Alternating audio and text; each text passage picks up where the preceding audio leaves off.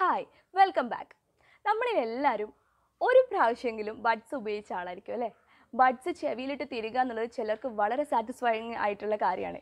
അപ്പം ബഡ്സ് ചെവിയിൽ ഉപയോഗിക്കാൻ പാടുണ്ടോ ഇല്ലയോ, അതാണ് ഇന്നത്തെ വീഡിയോയിൽ ഞാൻ പറയാൻ പോകുന്നത്. സോ ഞാൻ സുനൈന, ലെറ്റ്സ് സ്റ്റാർട്ട്.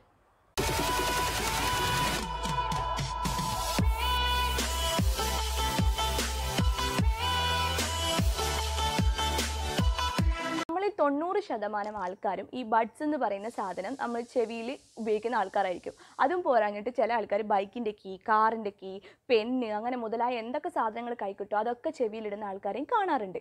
അപ്പോൾ ഈ ബഡ്സ് എന്ന് പറഞ്ഞാൽ നമ്മുടെ ചെവിയിൽ ഉപയോഗിക്കാനുള്ള സാധനമല്ല. നിങ്ങൾ ഇയർ വാക്സ് ക്ലീൻ ചെയ്യേണ്ട ആവശ്യമില്ല. ഇയർ വാക്സ് എന്ന് പറഞ്ഞ സാധനം തന്നെ നമ്മുടെ ചെവി ക്ലീൻ ചെയ്യാൻ വേണ്ടി ഉണ്ടാക്കിയതാണ്. അപ്പം നമ്മുടെ ചെവിൻ്റെ ഉള്ളിലുള്ള ഈ ഇയർ വാക്സിന് നാച്ചുറൽ ആയിട്ടുള്ള മെക്കാനിസം ഉണ്ട്. നമ്മുടെ താടി അനങ്ങുന്നത് കൊണ്ടും അതുപോലെ തന്നെ അതിൻ്റെ ഇയർ കനാലിൻ്റെ ഉള്ളിലെ സ്കിന്ന് റിമൂവ് ആവുന്നതിനെ കൊണ്ടൊക്കെ ഇയർ വാക്സ് താനെ നാച്ചുറലി അത് ചെവീൻ്റെ ഉള്ളിൽ നിന്ന് പുറത്തേക്ക് വന്നോളും. നമ്മളത് ഇട്ട് കുത്തുമ്പോൾ അത് നേരെ പോയിട്ട് നമ്മുടെ ടിമ്പാനിക് മെംബ്രെയിൻ, നമ്മുടെ ചെവീൻ്റെ പാടേമൽ പോയിട്ട് പറ്റിപ്പിടിക്കുകയാണ് ചെയ്യുക. അപ്പോൾ അതുവഴി നമുക്ക് എന്ത് ഫീൽ ചെയ്യും? നമുക്ക് ചെറിയൊരു കേൾവിക്കുറവ് വരെ ഉണ്ടാവാൻ ചാൻസ് ഉണ്ട്. കാരണം എന്താണെന്ന് വെച്ചാൽ ഈ പാട വൈബ്രേറ്റ് ചെയ്തിട്ടാണ് ശബ്ദങ്ങൾ ഉള്ളിലേക്ക് എത്തുന്നത്. അപ്പോൾ ഈ വാക്സ് പോയിട്ട് പാടേമൽ പറ്റിപ്പിടിക്കുമ്പോൾ പാടയുടെ കട്ടി കൂടുകയാണ് ചെയ്യുക. അപ്പോൾ അത് മുന്നത്തെ പോലെ നാച്ചുറൽ വൈബ്രേഷൻ അതിലുണ്ടാവില്ല. അപ്പോൾ നമുക്കൊരു ചെറിയ കേൾവിക്കുറവ് വരെ അനുഭവപ്പെടാൻ സാധ്യതയുണ്ട്.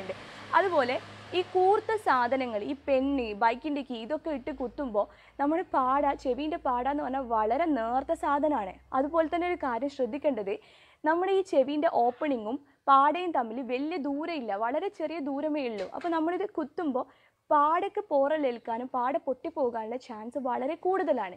അപ്പോൾ നമ്മളിത് ഉപയോഗിക്കേണ്ട ഒരു ആവശ്യവുമില്ല. ചെവിക്ക് അതിൻ്റേതായ നാച്ചുറൽ മെക്കാനിസം ഉണ്ട്. പിന്നെ ഈ വാക്സ് നമ്മുടെ ചെവിയിൽ ഉണ്ടാകുന്നത് നമ്മുടെ ചെവിയെ പ്രൊട്ടക്റ്റ് ചെയ്യാൻ വേണ്ടിയിട്ടാണ്. നമ്മുടെ ചെവിയിലുള്ള ഡസ്റ്റ് പാർട്ടിക്കിൾസ് എല്ലാം ക്ലീൻ ചെയ്യാൻ വേണ്ടിയിട്ട് അത് തന്നെ ഒരു ക്ലീനർ ആയിട്ടാണ് ആക്ട് ചെയ്യുന്നത്. അപ്പോൾ അതിനെ നമ്മൾ ക്ലീൻ ചെയ്യേണ്ട ആവശ്യമില്ല. അത് അതിൻ്റെ സമയമാകുമ്പോൾ നാച്ചുറലി പുറത്തേക്ക് വന്നുകൊള്ളും. നമുക്ക് തോന്നുകയാണ് നമ്മുടെ ചെവിയിൽ ഇങ്ങനെ വാക്സ് അടിഞ്ഞു കൂടിയിട്ടുണ്ട്, പ്രത്യേകിച്ച് ഡ്രൈ വാക്സ് ഒക്കെ ഉള്ള ആൾക്കാർക്ക് ചെവി ഇങ്ങനെ നിറഞ്ഞ പോലൊക്കെ ഫീൽ ചെയ്യാറുണ്ടെന്ന് പറയാറുണ്ട്. അപ്പോൾ എന്താണ് നമ്മളപ്പോൾ ചെയ്യേണ്ടത്? നമ്മളത് ഒരു ഡോക്ടറെ അടുത്ത് പോയിട്ട് നമ്മൾ ആ ഇയർ വാക്സ് റിമൂവ് ചെയ്യാണ് ചെയ്യേണ്ടത്. അതുപോലെ തന്നെ നമ്മുടെ ചെവിയിൽ പെയിൻ ഉണ്ടായി കഴിഞ്ഞാൽ, അതുപോലെ തന്നെ ഈ വാക്സ് നിറഞ്ഞു കഴിഞ്ഞാൽ ചെറിയ രീതിയിലൊക്കെ കേൾവിക്കുറവൊക്കെ അനുഭവപ്പെടും. അപ്പോൾ ഈ വാക്സ് റിമൂവ് ചെയ്ത് നേരെയാവുന്നതേ ഉള്ളൂ. അതൊക്കെ ഡോക്ടറെ അടുത്ത് പോയിട്ട് വേണം ചെയ്യാൻ, നമ്മൾ സ്വയം കുത്തി എടുക്കാൻ പാടില്ല. അതുപോലെ തന്നെ ചെവിയിൽ എന്തെങ്കിലും ഡിസ്ചാർജ് വരിക, പഴുപ്പുണ്ടാവുക, അങ്ങനെ എന്തെങ്കിലും വേദനകൾ, അങ്ങനത്തെ എന്ത് പ്രശ്നം ഉണ്ടെങ്കിലും നമ്മൾ സ്വയം ഡോക്ടർ ആവാതെ നമ്മൾ മെഡിക്കൽ അസിസ്റ്റൻസ് സ്വീകരിക്കുകയാണ് ചെയ്യേണ്ടത്.